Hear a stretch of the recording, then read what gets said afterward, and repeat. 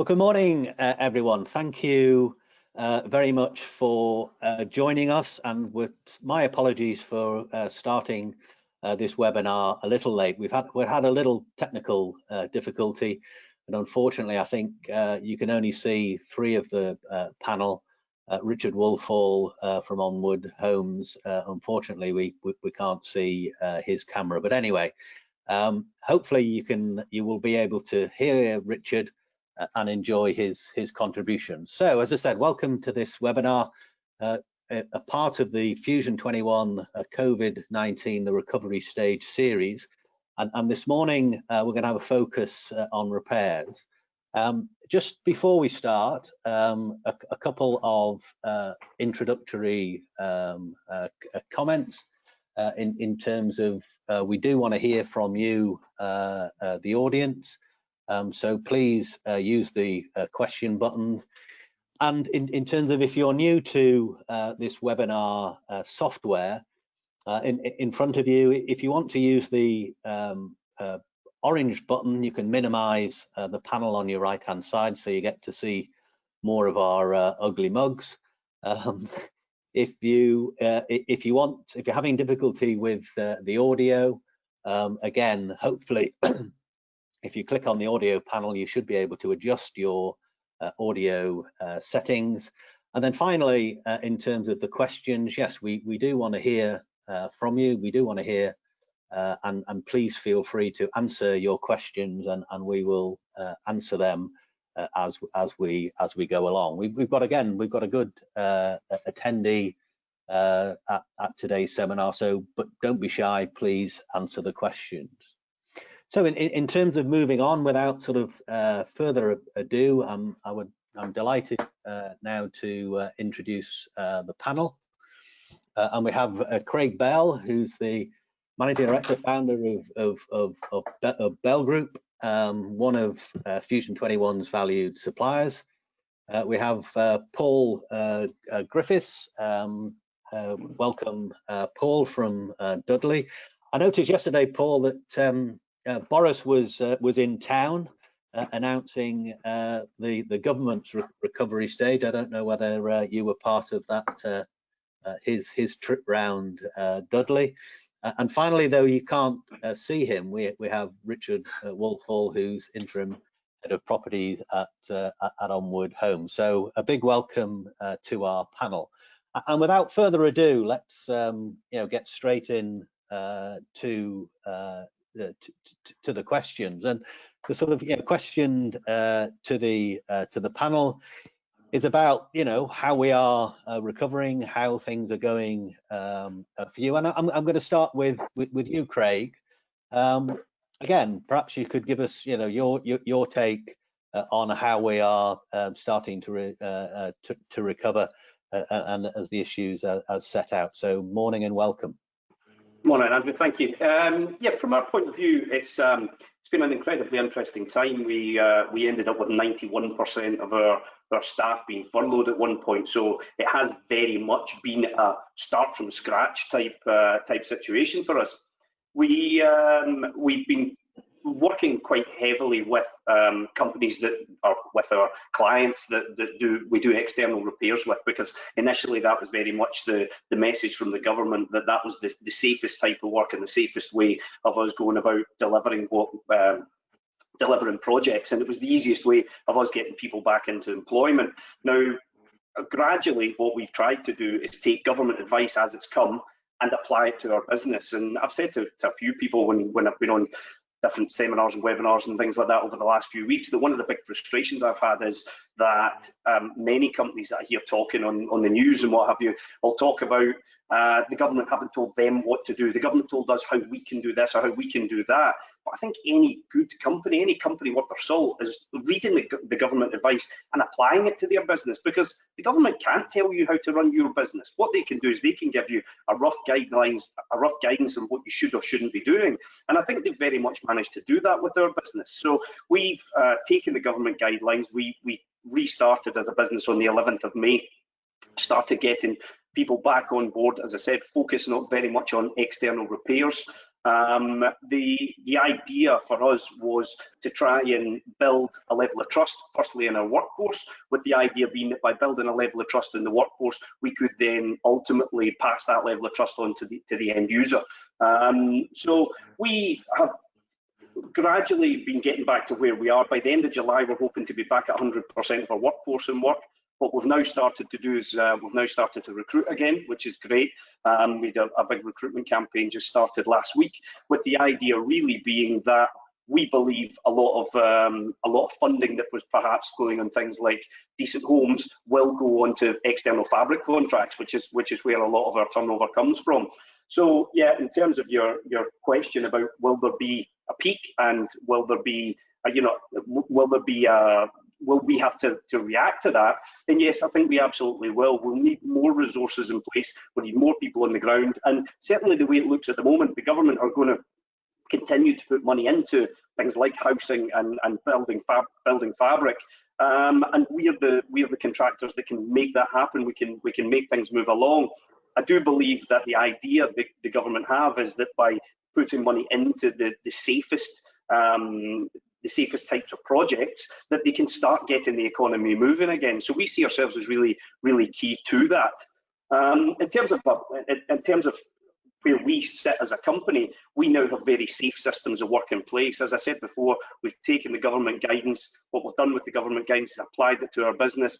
We've made films, we've made toolbox talks, we've put training days together, and we now believe that our teams are working safely. They have now started working internally as well, but that obviously has far more restrictions based on it.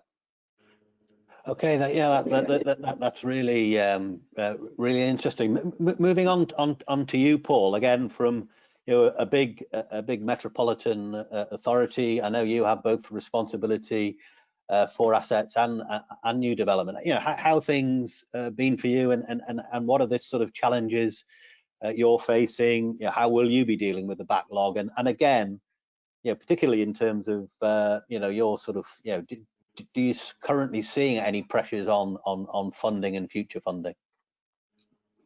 Okay, thanks, Andrew. Good morning, everybody.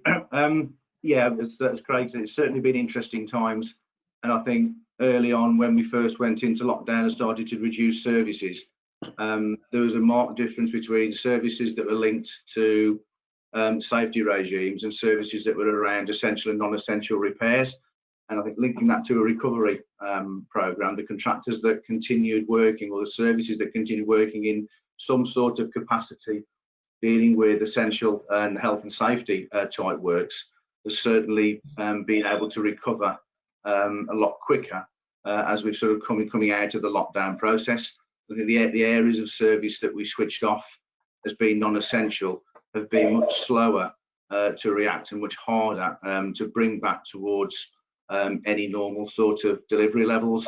So that's I think one observation that we've taken, and should we end up in a second spike, a second wave, I think we'd probably take heed from that and think long and hard about what services we switch off completely and what we just reduce. Craig made a very interesting point about getting the trust of the workforce back and working with government guidelines and getting our risk assessments and method statements back in place. I think we've had the issue of it's more than just getting the trust of the workforce. It's also about getting the trust of the officers who are going out running the services, going into people's homes and working around people's homes, doing survey work, but more importantly, gaining the trust back of the customers who want us to go. We want to go and work inside their houses safely, doing works that we need to do inside, and I'll come on to that in a short while. But just getting the trust of the customers to allow us to work safely, to carry on what we need to do, has been really, really critical. I think the level of service delivery from sort of March into April was relatively low, and it was, following government guidelines, very much focused on just essential repairs only. And whilst we had a lot of our internal programs just completely switched off, voids were completely switched off, we did carry on working where we got external contracts. I don't mean external contracts on properties, so we stopped windows, we stopped roofing, but where we're doing external works programs in communal areas, we carried on with that, and we tried to carry on with our development program. And we very much tried to follow the government guidelines, but just to keep as many contractors out there working, keep the economy ticking over as much as we possibly could. And I think we had one eye on keeping a workforce out there, earning money, keeping money in the community, and one eye on following government guidelines and dealing with resident concerns about working safely. I think we had a 3 or 4 week period where we ceased some of our new build, and that was mainly around building material supplies, not around working safely. So our approach is try to keep working where we possibly can with our external contractors. Interestingly, the number of repairs that we were seeing being reported over that period was significantly below our usual level of repairs. I mean, in some instances, probably down at 50%, and maybe even less than that. But since we started the recovery phase, again following government guidelines, and once we managed to ramp back up again and get our RAMs in place to carry out repairs that were non-essential but more so inside people's homes, we've done around 2,000 repairs, non-essential repairs, since probably about the second week in June, ramping up that area of the service. So that's been quite interesting, but it has been difficult trying to recommence services that were completely switched off.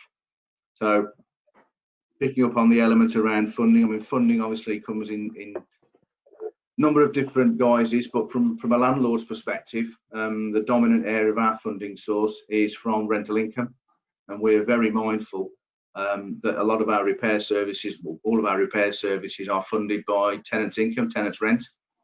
A lot of residents have suffered in the same way as everybody else across the country in terms of being furloughed, losing jobs, and financially it has been a struggle for people up and down the country. So payment of rent is something that we need to bear in mind. So we need to look at our rental stream, look at our income stream, measure the impact that COVID's had on that, not only in the short term but also moving forward into the long term in terms of our business plan.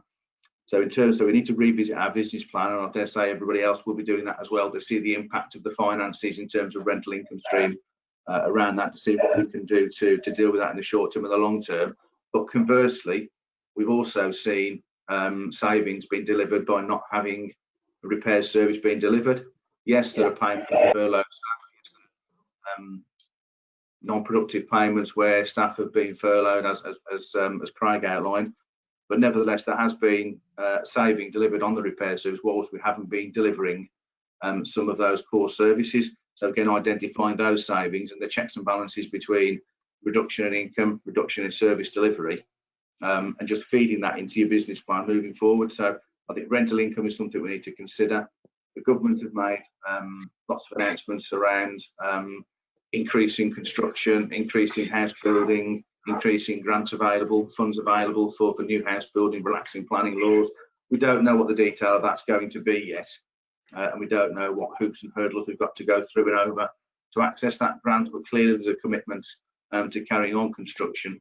But I think it's about whether we can turn that grant, access that grant, and carry on at a fair pace to deliver. I think any second wave will have an impact on that. We need to bear that in mind. So I think there is funding available. I'm not concerned over levels of funding at the moment. Although the government are playing the usual sort of media announcements around funding. Is this new funding? Is it old funding? I'm not going to comment on that, but we'll see what that happens. So there is funding available, but I think the rental income stream is going to be the driver from a repairs perspective. Yeah. Okay. Thanks. And welcome again to Richard. Onward, obviously a fairly major housing organisation across the northwest. Yeah, how are things for you, and how do you see things currently looking? Thank you for inviting me again to this. I appreciate it. Yes, many things that I've just heard from Craig and Paul we would echo.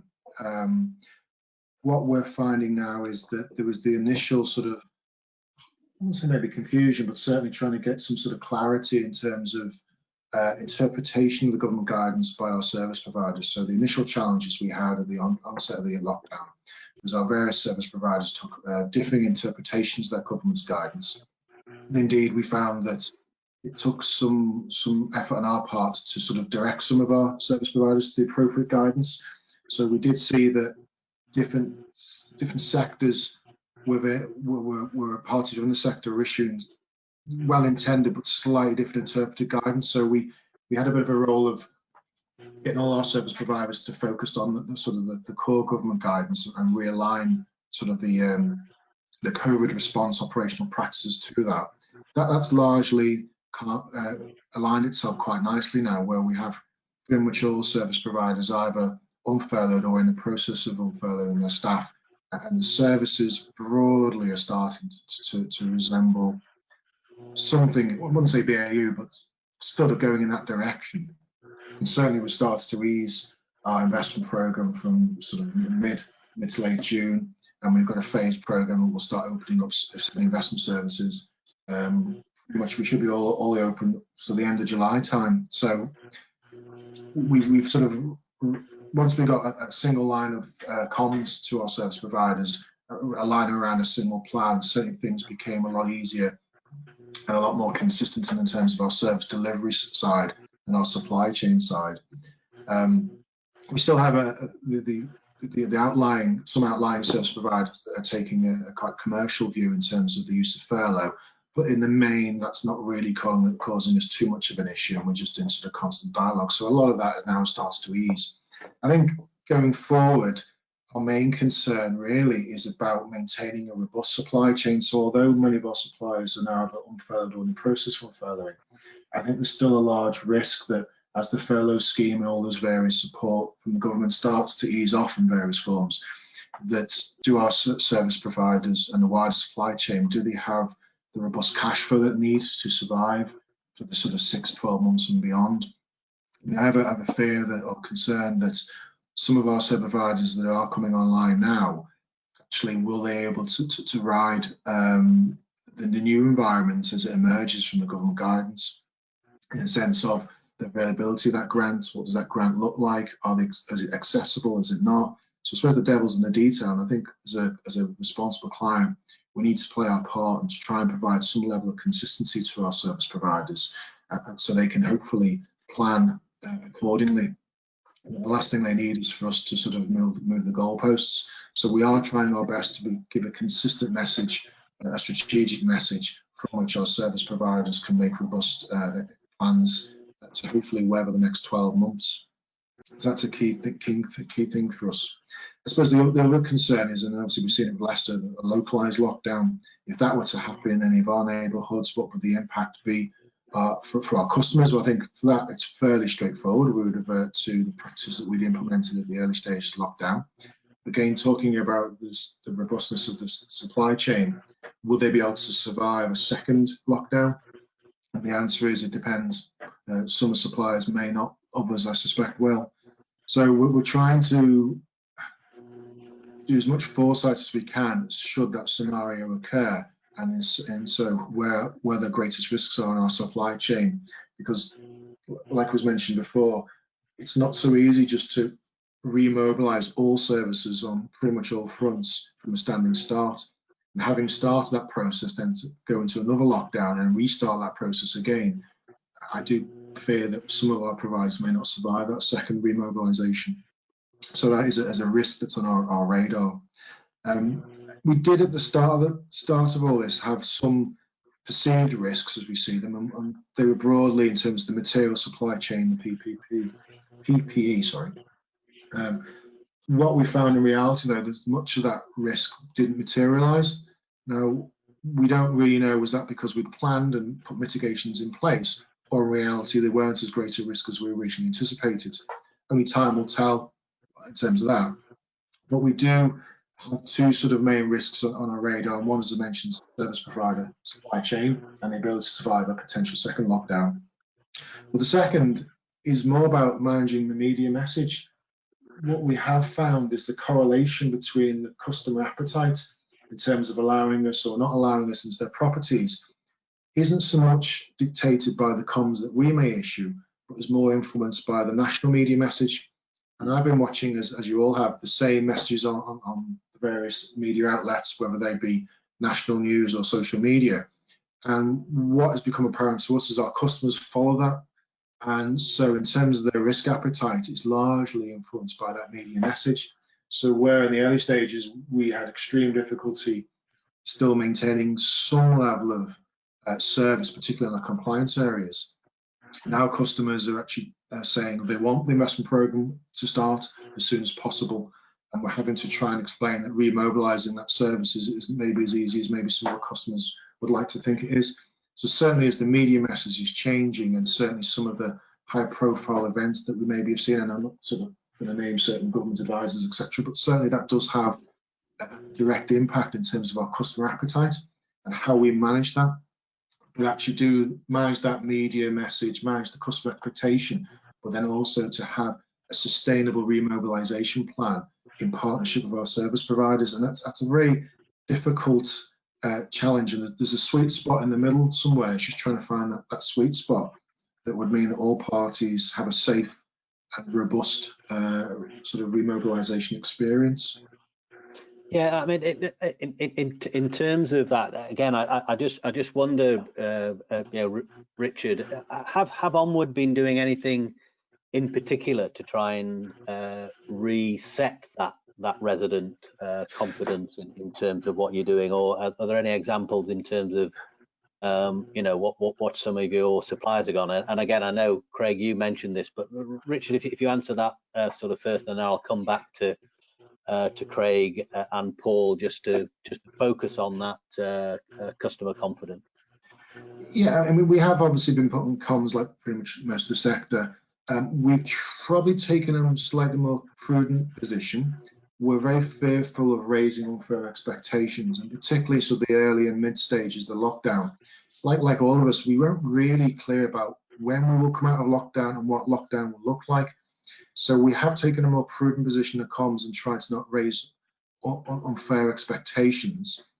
And in a large part that worked, because as I say, the media message at the time was showing the tragedy that families and communities are going through. So that sort of, I wouldn't call it low key, but certainly sympathetic and soft comms approach appeared to work pretty well for us. What we've found though, as I say, when certain high profile stories came out, that the approach from customers changed quite quickly.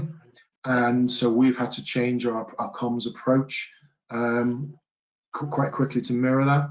But at the same time, we're also super cautious of a sort of a spike, or a localized spike, or a localized lockdown. So that's that balance act to try and keep customers in the loop, but not set unfair expectations, particularly should there be a localized issue. But with that in mind, what we are starting to do is almost have, in certain regions, unofficial remobilization ahead of the group position. And that's where we recognize that certain services and certain regions are ready to go faster than others. And in part, that is to support some of our service providers, because the position they're in, they need to have that workload sooner than others. And it's also in part in terms of the local demographic and the view of customers. So we are spread all over the Northwest, and we are finding the demographic has slightly different risk appetite. So it's a difficult ask, and I'm not going to say that we got it right, but I think it's fair to say we haven't got it wrong either. Yeah. Okay. So moving back to you, Craig. Again, you alluded to this in your sort of opening remarks. Again, I just wonder, what some of the things you're doing to get that customer confidence back. Well, it's really interesting to hear what Richard's saying, because we have 31 offices all over the country, and some of those offices are in large urban areas, and some are in extremely rural areas. And one of the things that we found really interesting was right at the very beginning of the remobilisation for us, so kind of beginning of May. The first thing we did is we actually went to our sales team and said, okay, we want you to go and speak to clients and find out what is the appetite to get contracts up and running again.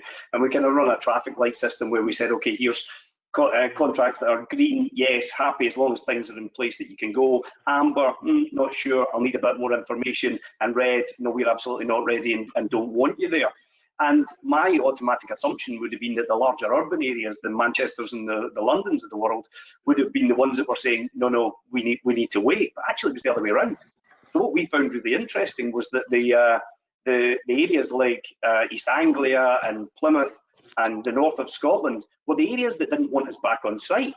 And to me, that was really strange, because I would have thought those were the areas that actually there would be less risk, because there's more space, things are more spread out, and people aren't as in contact with each other. But I think that is about risk profile, as Richard said. You know, it's about people's maybe attitude towards risk.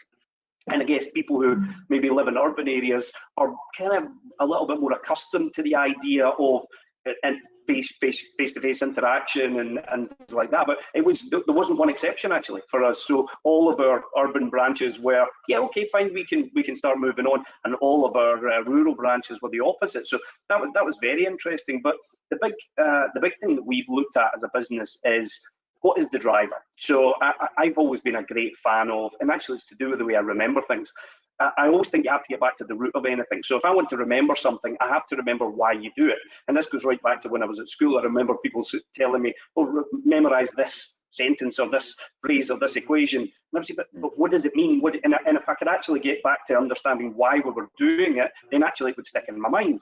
And I think that this really applies to this situation, where if we have a very clear idea of why we're remobilising, why we feel we're ready to remobilise, and then we communicate that effectively. So we have honest conversations with people, be that residents or building users or clients themselves, where we can actually sit down and we can have an honest discussion and say, okay, we believe we're ready to remobilise in this area, doing this nature of work, and here is why. And here is what we're going to do to make sure that everybody's kept safe. And what we found all along is that by being really straight with people and actually having honest conversations, well, firstly, we can afford to have honest conversations, because I think that we are remobilising where we think it's safe to do so, and where we have systems in place to do so. We're not just throwing people at contracts because we need people back on site to pay the bills. You know, it's not about that. It's actually about looking as a business and saying, can we really do this? Can we really keep people safe and send them back to work? So we then have these honest conversations. But I think anybody would be able to I'm sure anybody would agree with this. When I answer my front door and there's a DHL person or a Hermes person or whoever it is that's delivering a parcel, I can tell by the way that person looks on my doorstep whether or not they have the correct attitude towards protecting themselves and protecting me from the virus. And that always stuck in my mind when I was looking at what would our people look like when they go and chat someone's door and want to do work in someone's door. So I think a huge amount comes down to, firstly, the communication piece, but then secondly, what's the image of that individual, and what's that initial, I mean, we work on a 7-second thing. We always say that people's first impression is gathered over 7 seconds. So in that first 7 seconds, when one of our members of staff turns up at someone's door, what's the impression they give off? If the person turns up and they've got a mask and they've got a shield on, they're standing back from the front door, they're respectful to the person, they look clean, they smell clean, they've got clean overalls on, then the image is very much one of, we're taking this seriously. And I think immediately you get this thing where the resident stands back and says, hold on a minute, this company aren't just here because they want to make profit, they're actually, they care about me. And yeah, there's a service that needs delivered and we're going to work together to make sure this happens. And honestly, I've had very little kickback from that. We've found generally that we've found the remobilisation to have worked pretty well. And I think the heart of it is honesty and openness with the people we're communicating with. Yeah, yeah, that's absolutely right. Paul, from your perspective. Yeah, I mean, interesting comments from Richard and Craig, really, and I can resonate with both of them. I mean, when we started our recovery phase, we looked at in terms of, as a housing service, what are we here for? And again, that sort of goes back to what Craig just been talking about why we're doing it. As a housing service, we're there to provide housing solutions for residents. As from the repairs arm from it, we carry out repairs for a number of different reasons. We're repairing something broken, and we're keeping people safe in their home, or we are making it easier for them to live in their home, or we are carrying out repairs from a building perspective, from an investment perspective, to protect the assets that we own. But primarily, we're there to serve our customers and our residents in their home. So we tried to focus on the elements of recovery that would most benefit the residents to try to get their trust back, and not try to force an asset management strategy approach, looking at it very much from a customer-faced approach. So when we started our recovery phase, I think we recognised that trying to carry out heavily investment-led program that just wasn't going to work. But we focused primarily where we were going to work on individual residents' homes on the adaptations and disabled facilities grants. It was interesting because those are probably the most vulnerable people within our community and our most vulnerable customers. But they were the ones that would benefit most from the works that were being carried out. So, twofold: partly trying to reduce the need for anybody to go into hospital because they couldn't live in their home. So there was that element of it. But we started working externally. And I think by working externally and building up the trust and confidence in the residents that they could see the operatives and our workforce working safely, working in a responsible manner. And we weren't doing any work inside houses. We were purely working in gardens, sort of ramps, external structures for new extensions, but not knocking through. And we weren't quite sure when we would actually get around to carrying out the internal works. We were fairly unsure. We were following the guidelines about social distancing, but not working in people's homes.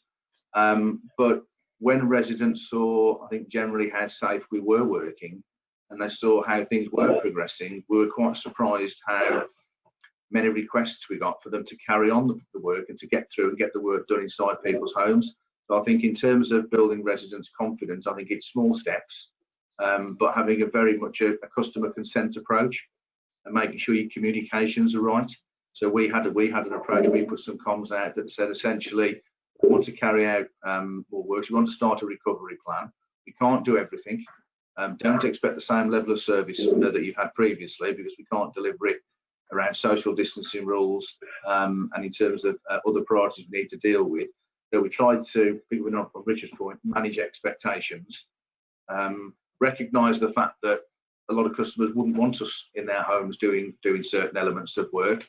So again, it was very much a strong theme of customer consent. If you don't want us in your home and it's not essential, we won't come in. We're not going to force that on you. So it's getting that communication right. But I think the more we can demonstrate that we are working safely, and the operatives and the trades and the contractors are doing what we expect them to do, then I think building trust and confidence in that was quite easy. Also, I think we improved our communications over and above what we would normally do with our local members. A lot of residents go to our local members and talk about what's going on, and we wanted to make sure that they were involved in the works, that they were comfortable. So any constituents that went to the local members with issues about what was going on, it was very much making sure that we got the support of the wider community and the community leaders. So we weren't seen as being a landlord that was forcing works to be carried out. It was very much that we're working where we've got consent. We're talking to residents. We're explaining from a distance exactly how things are going to be going on, what's going to be done. It might not be the same as usual. We're just building that trust and confidence through wider communications. And some of the larger schemes that we can carry out that need to carry. We've got an exciting project to demolish tower blocks, which is a sort of construction work that generally can be carried out in a safe way without impacting on social distancing and community working in people's homes. But trying to get the communications out around a project such as that is quite difficult, whereas normally you'd have community events, community meetings, this is what this involves. That's been quite a challenge. But again, it's trying to think a little bit creative, or not too creatively, but a bit of common sense. So improve your communications, flyers, leaflets, posters, web campaigns, and just trying to use whatever communications you can, improve internet, project reports, just making information more available, being more open, more honest, transparent in what you're doing, and just trying to build confidence in the community in the best way you possibly can. But essentially, it's around customer consent and building trust and confidence by demonstrating and showing how you can deliver it, and then working from there, but not forcing works on people. Okay, that's really good, and clearly what is a very important issue. So I'm going to move on to sort of final sort of segment, and how do the panel? I know we all hate this, the new normal, but it's an expression like a number of expressions that have come up during the course of this crisis that we tend to use. But I think importantly, I think what we wanted to do here was to see, you know, how your organisations were thinking about using the crisis as a way to reshape the service. I'm going to come back to Richard, to you first, then Paul, and I'll finish then with Craig. So Richard. Yeah, I think and Paul touched on it slightly before. Traditionally, when we do investment programs or repairs, we do take a very technical asset management view, and we make our decisions on which properties we do, when, how, etc., on a more technical basis. And then we have a customer consultation that follows after that. For me, and it is only just my view, and obviously in time the sector will come to decide what is appropriate going forward, but certainly from my perspective, I think some of those asset management decisions will now be more heavily influenced by the vulnerability classification and the risk appetite of various groups or communities. And so that will be a greater influence about when and how we do our works in past this lockdown and this sort of new environment, because at some point in the future we will get past COVID, but there may well be another COVID of some description somehow, somewhere. So I think this maybe has taught us as a sector that actually we can't be overly complacent, that our NHS can just cope with every pandemic or potential health risk that comes along to our communities. I also think that there's been a trend within the client sector to maybe pass all of the pre-works consultation over to the principal suppliers, and that to varying degrees. Some clients do that. For my part, I think this maybe reinforces, certainly my view, that the client has a significant leading role in that, and the principal suppliers should play their part as opposed to taking the lead, so that the function of your customer liaison officers, etc., and all that comms that you do before, I think the clients need to take a greater role in that and actually say, this isn't just about the comms about the processes we'll go through when we're in your home, but also has the new dynamic of actually saying how we will keep you safe from any form of infection, not just COVID. So clearly there are risks that even if an operative has the flu or the early signs of flu, shall we say, when you're going into a shelter scheme, that poses a risk that maybe we haven't fully thought through, but COVID maybe is give us a sharper focus on the risks of any form of infections to our customers. Yeah, and in terms of again, just looking at the type of way in which the future services are delivered, are you looking at sort of, I don't know, somebody said to me, I think it was on a sort of previous webinar, about the fact that, for example, there has been drops in the way in which customers contact us, and that could be a result of COVID, or actually just could be a result of those new expectations. Do you see a change in how you might deliver services going forward? Yeah, I definitely. I think that certainly there has been a drop, certainly in repairs. It's been probably certainly at least 50% drop, probably near a 2/3 drop in terms of the customer interaction. That's picking up now, and as I say, that's broadly mirrored by the media message from what we're seeing. It will continue to pick up. Will there be a huge sort of wave post full lockdown? I suspect not. I still think it'll be more gradually increase, but I think customers quite rightly will expect us to have gone through some form of due diligence before entering a customer's home. So the safe systems are working that we're focused on in terms of infection will be there in some form going forward, and think in the long term. And I think the customers will have an unwritten expectation that our consultation will have a heavier focus on that than maybe it has in the past. And as I say, I use an example of the early stages of an operative having the flu for the first few days, that they are infectious, and maybe in the past we haven't fully recognised that as a potential risk, that now maybe we will. Yeah. Okay. Moving on to you, Paul. How do you see the new norm, and is it an opportunity to look at how you might deliver services differently? I think first I'd probably say it's quite interesting to be involved in the discussion about trying to define what's normal. It's not something I'm used to be perfectly honest. But moving on from that, definitely do think it is an opportunity to review operating models, to review service delivery. I mean, there's an awful lot of positives that have come out from how people have been able to manage and work remotely and from home over the 3 or 4 month period. And I think how sustainable that is going forward will determine how we can operate differently going forward. I think an awful lot of people have worked tremendously hard and been under tremendous sort of personal strain and mental health pressures working from home in situations they wouldn't be used to. And I think we shouldn't delude ourselves that that's going to be an acceptable way to move forward in the capacity and the way we have in the last few months. I think something will change, so there will be a creep back towards or away from that remote working to the extent we have been doing.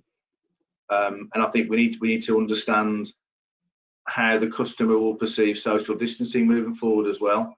I think somebody made the point earlier on around the media, and the media have controlled an awful lot of comms nationally, and the message has overridden any local messages around how we can work safely. And there's been an awful lot of issues going out there: stay alert, stay safe, keep your distance, socially distance, and some people have complied with that more than others, as we've seen. But what we don't know is how many residents out there and how many customers out there and people within the community will still expect levels of social distancing to take place, whether or not COVID is finished, whether or not we get a second spike. The new norm may well involve a higher degree of personal distancing between people, as people have a different expectation of how we carry out our works. And I think some members of the community will remain frightened and scared for a long period of time. Others, because we've demonstrated that we can work safely, will welcome us back into their homes with open arms. But I think it's time for us to reflect on how we deliver those services. Been an awful lot of work done over the last few years around tenant profiling, and I hate that word, tenant profiling. It's so impersonal. But the more intelligence we've got around our customers and being more mindful of their personal circumstances at any point in time, it will have a heavy influence on what sort of services we delivered in the past. And I agree completely with Richard that I think we will have much more of a personal approach to our investment strategy rather than just a bricks and mortar investment based approach. I also think it'll be interesting to see how we work with our contractors going forward. I'm old enough to remember the days of sort of traditional JCT contracts that were, very sort of client-led, contract delivered, and there were sort of clear lines and boundaries. Tenant liaison, resident liaison was carried out by the clients. The contractor came along and built what we told them to build, and we sort of moved away from that. And the contractors got more and more involved. They got more and more involved in early surveys, early engagement, and the resident liaison role passed over to contractors. Clients became leaner and projects are much more contractor led. I think what this is showing us now is maybe there's some sort of hybrid where some of those services, some of those areas will get pulled back to being more of a landlord client led function. But having learnt all the lessons around the benefits from partnering and working with contractors more collaboratively, using their expertise, I think we'll get maybe is wishful thinking, I don't know, the benefits of working collaboratively with contractors, but also the benefits of having a resource client that is fully engaged with its customers within the community. And I think we're getting more success with the recovery and starting our recovery with contractors that we work collaboratively with. So I think that collaboration and proactiveness and flexible approach with contractors needs to carry on, but I do think there's a role for more of a customer-faced approach from landlords in taking that forward. But I think it is very much crystal ball gazing. I think it very much depends on how long the virus remains a threat to the society. I don't think it's ever going to go away, but there will become a point when it becomes a norm. But I think we will change and adapt to that. I think we'll come out of it better because I think we've learned lessons from it in terms of service delivery. But I don't think we can be complacent. I don't think the changes that need to become the new norm will happen unless we think about them and make them happen. But they have to be very much customer-facing changes. Yeah, I think that's right. And moving then on to you, Craig, and I do think, you know, one of the themes of both the speakers, that sort of openness, honesty, transparency, but I think the point that Paul made there at the end about collaboration, and again, you know, as our sort of sole supplier contractor on the panel, I know this is something that you're very keen to do. I know from a Fusion21 perspective, we're keen that our members are able to collaborate through the procurement process with suppliers. But how do you see that new collaboration as part of the new normal? Yeah, I really agree with that. I think it's something that we need to all sit down and come up with together. I don't think we're there yet. And I do think the longer it goes on, and whether it goes away, whether it doesn't go away, and whether there's a second lockdown, all of these things I think will have determining factors on the long-term outcome of it. But what I would say, so two major things for me. One, I really hope, I'm very proud of the way our business have dealt with the pandemic, and what I would like to think is that people like Paul and Richard and their teams will, going forward, really focus on businesses that have performed the way I think the way all businesses should have, but many businesses haven't. Where I think you can look and you can see how they've reacted, the way they've gone about things, why they've gone about things in a certain way, where their priorities lie. And I think it tells you a huge story about the businesses that you're dealing with. What we've found, and I'm speaking to a lot of other business owners, I think everybody agrees with me that the biggest thing that I've taken from this pandemic is it seems to have shone a magnifying glass on everything, and I mean everything. So the suppliers that were good suppliers have become better suppliers. The bad suppliers have become worse suppliers. Our employees that were good employees have become better employees. And the ones that we were on the fence about have become bad employees. And it really seems to have really taken individuals and really magnified whatever their individual circumstances were. It's really magnified it. And I would like to think that people look on us now and go, well, we always thought you were good, Bell Group, and now we think you're really good. But I would say that, obviously. But I think, you know, going forward, one of the real positives for me, and I'm sure that these guys will talk about their residents, I think in a similar way. I've never known a time I've worked for Bell for 22 years, and I've never known a time where people are so open to change. And they're so open to doing things differently and finding a better way of doing things. And actually, people generally are being really innovative, and we're finding that from the very bottom up. We're finding everybody's coming up with new ideas and suggesting things and communicating better and talking about things and saying, yeah, but have you thought about this, and questioning things.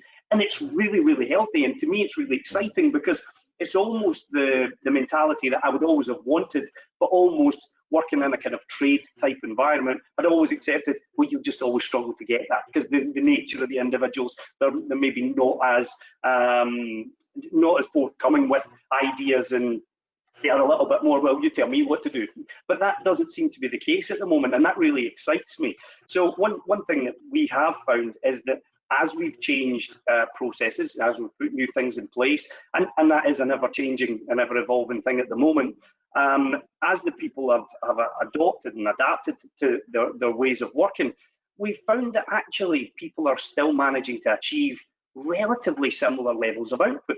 At first it wasn't like that, because at first some of the things that were being put in place were very restrictive, but actually as we've really developed the concept, we're now looking at it and we're saying, well, actually we might not be quite as productive as we were being before, but we're now getting to a stage where we're not that far off. And I think it's quite incredible that over the period of just over a month since we had, we had 10% of our staff that were working on key worker properties, etc. But since the majority of our staff come back to work was just over a month ago. And I think the way people have adapted and changed over a relatively short period of time has been incredible. And I think it says a huge amount for us as a race, as human beings, what we do.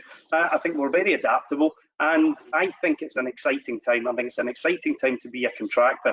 And I think that in a year's time, we'll look back and we'll be returning tenders to Paul and Richard and their teams, and we'll be saying, this is how we do things. This is the new way of doing things. This is now what a tradesman looks like. This is how they behave. This is how they communicate. And I think people look back and they'll say, this has had a real benefit. This has had a real benefit on everybody. As much as when we're in the middle of it, it's very hard to see that. think that, yes, yeah, please do. I think what Craig says is a really important point from a client perspective. I completely agree that the good contractors have got better, and some of the poorer suppliers and staff have got worse. So from a client's perspective, I'm sitting here now and we act professionally and we honour the contract that we have with some of the suppliers, but the way the relationships between all suppliers has obviously put on a higher degree of stress, and how the behaviours have then came out from that has been really telling from our perspective, certainly from my perspective. So going forward, it's hard not to have a view in your mind as to who you want a long-term relationship with and who you don't. And certainly from a client's perspective, you're always looking for suppliers that have a similar culture and behaviour traits as yourself.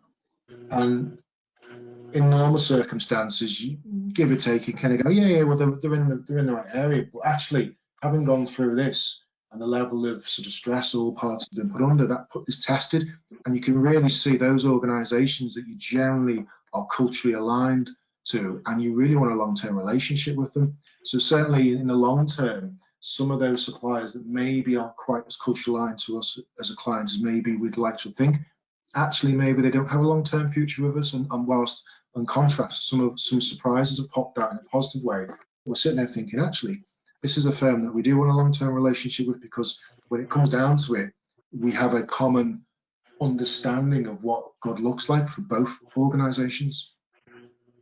Yeah, I think that's really important, and that whole sort of way in which organisations have adapted. But importantly, I think that the key word that we take from today is around that open and honest relationship, and how we can collaborate better in terms of having that supplier contract relationship.